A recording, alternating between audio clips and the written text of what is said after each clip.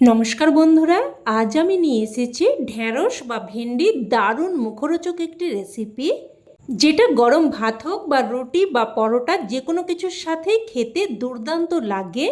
আর বানানো খুবই সহজ, খুবই কম তেল মশলায় আর কম সময়ের মধ্যে এটা তৈরিও হয়ে যায়। অনেকেই আছেন পিচ্ছিল ভাবের জন্য ঢ্যাঁড়স খেতে চান না, তবে এইভাবে রান্না করলে পিচ্ছিল ভাব একটুও থাকবে না, উপরন্তু খেতে দারুণ লাগবে। তো রান্নাটা তৈরি করার জন্য প্রথমেই আমি এখানে প্রায় 250 গ্রাম মতো ঢ্যাঁড়স নিয়েছি। ঢ্যাঁড়সগুলোকে প্রথমে খুব ভালোভাবে ধুয়ে নিয়ে তারপর দেখুন একদম ভালোভাবে মুছে নিয়েছি। আর এই রকম একদম ভালোভাবে মুছে বা জলটাকে শুকিয়ে নিতে হবে, যাতে ঢ্যাঁড়সের গায়ে কোনো রকম জল না থাকে। এতে করে কি হবে, ঢ্যাঁড়সের মধ্যে পিচ্ছিল ভাবটা কিন্তু একদমই থাকবে না। এবার ঢ্যাঁড়সগুলো আমি কেটে নেব। তো দেখুন ঢ্যাঁড়সগুলোকে এইভাবে ছোট ছোট টুকরো করে কেটে নিচ্ছি। খুব বড় সাইজ করে কিন্তু কাটার প্রয়োজন নেই, এইভাবে ছোট ছোট টুকরো করে কেটে নিতে হবে। তো একই রকমভাবে সমস্ত ঢ্যাঁড়সগুলোই কেটে নিয়েছি। এবার এগুলোকে একটা প্লেটের মধ্যে উঠিয়ে রাখছি। এবার গ্যাস অন করে কড়াই বসিয়ে দিয়ে দিলাম অল্প একটু, প্রায় ছোট চামচের 2 চামচ মতো সরষের তেল।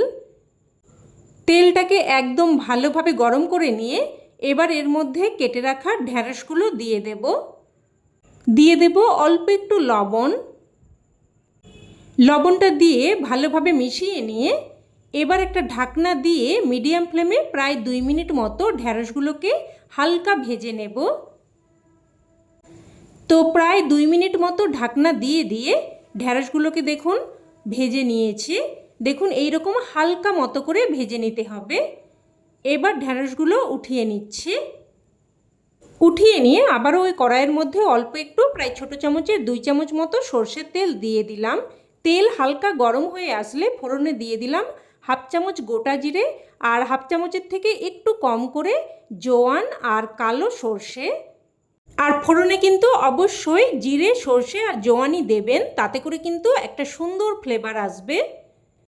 তো ফোড়নটাকে নাড়াচাড়া করে কয়েক সেকেন্ড ভেজে নিলাম। এবার এর মধ্যে দিয়ে দেব রসুন। এখানে দেখুন প্রায় 5-6 কোয়া মতো রসুনকে হালকা থেঁতো করে দিয়েছি। রসুনটা দিয়েও কিছুক্ষণ নাড়াচাড়া করে ভেজে নেব।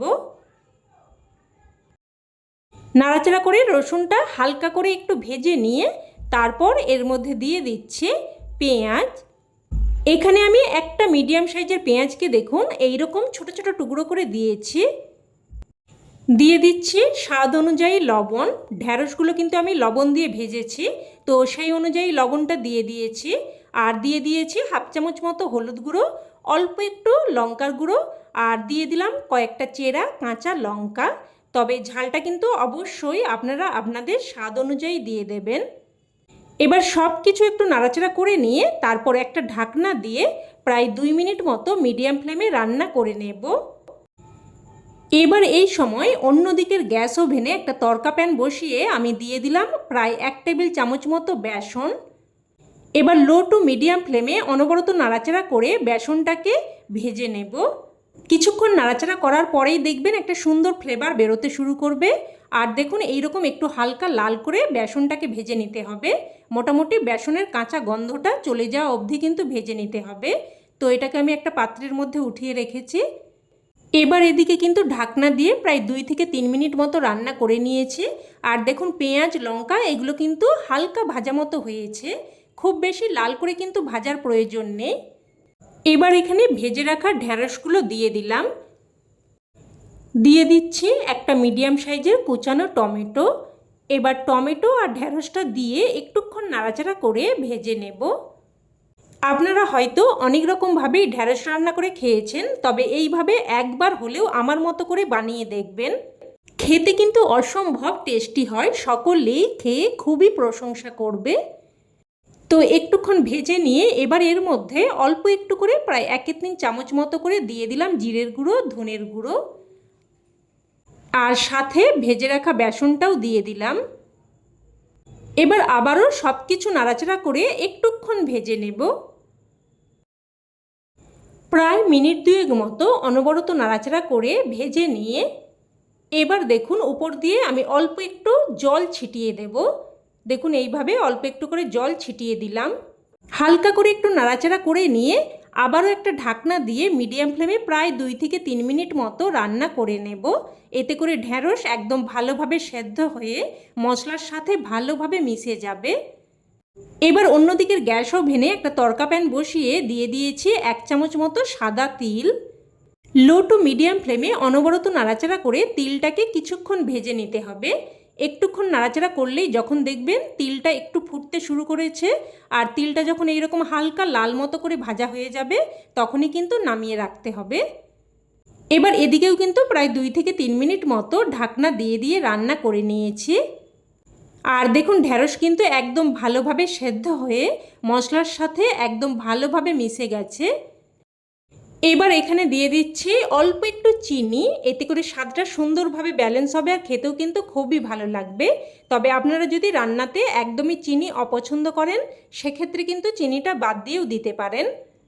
তো চিনিটা দিয়ে ভালোভাবে মিশিয়ে নিয়ে এবার এখানে ভেজে রাখা তিলটা দিয়ে দিচ্ছি। আর এই তিল খাওয়ার সময় যখন মুখে পড়বে খেতে কিন্তু বেশ ভালো লাগবে। এবার এখানে সবশেষে দিয়ে দিলাম অল্প একটু গন্ধরাজ লেবুর রস। তবে আপনারা গন্ধরাজ লেবুর রসের পরিবর্তে পাতিলেবুর রস বা আমচুর পাউডারও কিন্তু ব্যবহার করতে পারেন, তবে যে কোনো একটা অবশ্যই কিন্তু দিয়ে দেবেন। তাতে করে রান্নাটা খেতে বেশ মুখরোচক হবে। তো তিল আর লেবুর রসটা দিয়ে মিশিয়ে নিলেই রান্না কিন্তু একদম তৈরি। এবার এটা গরম ভাত হোক বা রুটি যে কোনো কিছুর সাথে পরিবেশন করতে পারেন, খেতে কিন্তু জাস্ট ফাটাফাটি লাগে। তবে আমার কথাই নয়, অবশ্যই এইভাবে আপনারা একবার বানিয়ে দেখুন, তারপরেই কিন্তু আমাকে কমেন্টে জানাবেন খেয়ে আপনাদের কেমন লাগলো। আর শেষে ছোট্ট একটা অনুরোধ, যদি রেসিপি ভালো লেগে থাকে প্লিজ একটা লাইক দিয়ে দেবেন আর চাইলে অন্যান্য বন্ধুবান্ধবদের সাথে শেয়ারও করতে পারেন।